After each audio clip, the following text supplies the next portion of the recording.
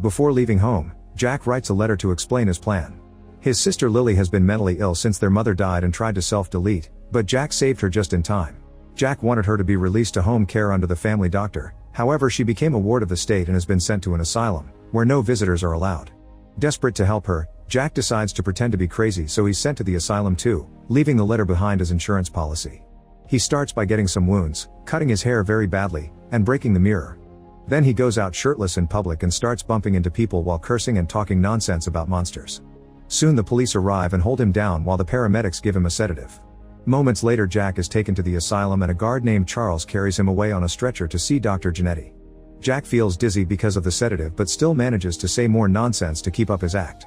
Janetti immediately decides Jack needs to stay in maximum security and Charles takes him to a special corridor where tons of dangerous people are kept in cells. Charles ties Jack to his bed while explaining one of his neighbors is the infamous Mark, who killed a bunch of girls and kept their bodies to do the dirty. On his way out, Charles notices that Mark is vomiting blood and enters the cell to help. Mark reveals he has a blade and Jack sees it, so he shouts a warning. Charles manages to defend himself just in time and closes the cell again before leaving. Then Mark angrily yells at Jack for ruining his escape plan, causing all the other people in the cells to start screaming as well. Sometime later, Janetti checks on Jack and decides he's calm enough to be taken to the psychiatric ward. After Charles takes Jack away, Janetti approaches Mark and mentions a treatment called Orpheum before gently touching his head to keep him passive. At the psych ward, a nurse named Nancy asks Jack to wait for a second while she finishes his paperwork. Once she's in another room, Jack begins looking at the other patients. He approaches a woman thinking it's Lily, but it's actually a patient named Heather, who is friendly and gives him a piece of paper. Suddenly she starts screaming, accusing Jack of wanting to take advantage of her. Nancy immediately comes back and makes Heather shut up by threatening to take her upstairs. Afterward, Nancy shows Jack around while explaining the rules. At that moment she's attacked by Loomis, who starts choking her and causes her to drop her panic button. This is picked up by Dave, who passes it to Jack so he can press the button. Soon Janetti comes in with just a few words, he makes Loomis let go of Nancy. Then Charles tases Loomis to take him upstairs while Janetti announces a lockdown. Nancy takes Jack to his room and he pretends to go to sleep. As soon as she's gone, he checks on the window to see if it's possible to escape through it. Suddenly he hears a noise and opens the closet to find Dave, who explains he only wants to be sure Jack doesn't have crazy eyes. Jack realizes Mark had white eyes and Dave confirms it's caused by the Orpheum treatment. On the ceiling, Jack can see a light glitching and Dave explains Orpheum happens in a lab upstairs. Those who get treated there come back very different. At the lab, Janetti electrocutes Loomis until his mouth is foaming. The assistant Vera turns off the machine and scolds Janetti for taking it too far, but Janetti says he knows what he's doing and asks her to prepare Loomis for an additional dose of Orpheum. When Vera refuses, Janetti snaps and begins describing how Orpheum could help the patient's brains while injecting Loomis himself. This makes his eyes go white. The next day Jack finally sees his sister on the garden, so he heads to the common room to wait for her. When he approaches her, Lily immediately scolds him for coming, saying she doesn't want to be saved because she's as sick as their mom. An argument ensues and Lily yells, so a nurse sends her back to her room. All this is seen by Heather, who looks intrigued. Later in the cafeteria, Jack takes a spoon and puts it in his pocket when nobody's looking. Suddenly Heather approaches him to ask about Lily. She also invites Jack to come to her room in the evening, but he turns her down and ignores her yelling. Jack sits with Dave and soon they're joined by Charles, who reminds Dave of their deal. Dave is supposed to steal some medicine for him or Charles will report him. After Charles leaves, Dave asks Jack to keep his secret and in return he promises he won't tell anyone that Jack isn't actually crazy, which he figured out because Jack acts sane in private. That night, Charles gets in Heather's room and forces her to do the dirty with him. This happens regularly and Charles keeps her quiet by pointing out nobody would believe her. Meanwhile, Jack tries to use the spoon to get parts from the bed. The next morning, he uses those parts to try opening the window, but he fails and hurts his finger in the process. Later during group therapy, Jack shares a story about his mother's sickness and how they operated on her brain multiple times. His hand keeps on bleeding and soon Loomis falls to his knees and starts twitching while staring at the blood. The nurse tells him to return to his seat, but instead Loomis jumps on Jack while another patient with white eyes licks the blood on the floor. Chaos erupts as the guys fight and the nurse takes out her panic button, but before she can press it Loomis bites her hand to stop her. Charles arrives and tases Loomis to knock him out, then the nurse sends everyone to their rooms as she announces another lockdown. Jack and Dave agree that Loomis wanted Jack's blood, which means Orpheum isn't just a treatment. Afterward Jack requests a meeting with Janetti and asks him to get his letter from his apartment. They do find the letter, however the paper is empty except for a couple of words. Jack freaks out and accuses Janetti of playing a trick on him while swearing he isn't crazy, but Janetti just orders Charles to take Jack to maximum security. Jack yells and struggles all the way there to no avail. The other patients yell at him in return and Mark reminds him he wants revenge. Many hours pass and Jack feels like he's going actually crazy. When Janetti comes to check on him, Jack goes back to pretending he's insane and apologizes for his outburst earlier, so he's allowed to go back to the psychiatric ward. In the afternoon, Jack asks Dave to teach him to sneak around like he does to steal medicine because he wants to investigate Orpheum, but Dave refuses. That night, Jack gets out of his room and is startled by Dave. He's changed his mind and agrees to show Jack how to sneak around, but he won't go with him upstairs. The duo carefully moves through the facility while avoiding Charles, and Dave shows Jack how to get into an office, where Dave steals medicine while Jack checks the desk and steals a security card. At that moment Charles comes in, but the duo manages to hide just in time. Charles looks around and quickly leaves. Afterward, Jack uses the security card to open the door and go upstairs. Charles is distracted on the phone and isn't looking at the security cameras, so Jack easily keeps moving around without getting caught. Eventually he makes it to the solitary ward and checks the window on every room, getting startled by the strong reactions from the crazy people. A few doors later he finds Lily, who apologizes for yelling at him last time and begs for help because she's seen her neighbors under the effect of the experiments. Unfortunately, Jack hears Charles coming, so he has to run away. After running through a bunch of corridors including the maximum security, Jack reaches Janetti's lab. He finds a cage and stumbles back in shock when he sees Loomis inside trying to attack him. Jack continues to look around and finds a bottle of Orpheum, which he steals together with a scalpel.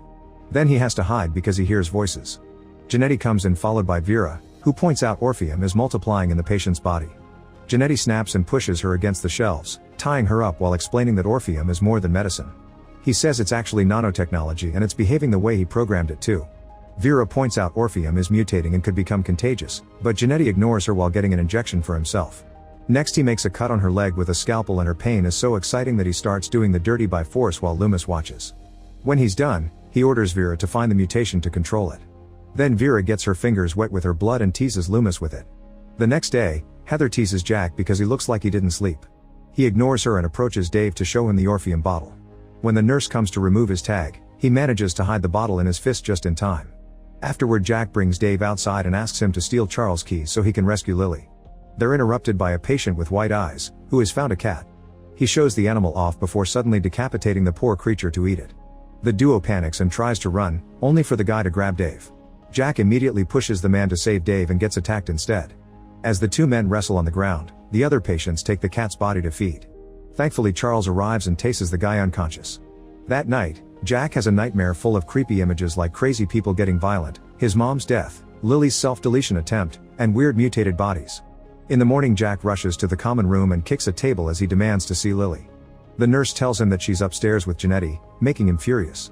Jack yells at her and notices her white eyes, but the nurse swears it's normal because it's just a side effect from Loomis' bite.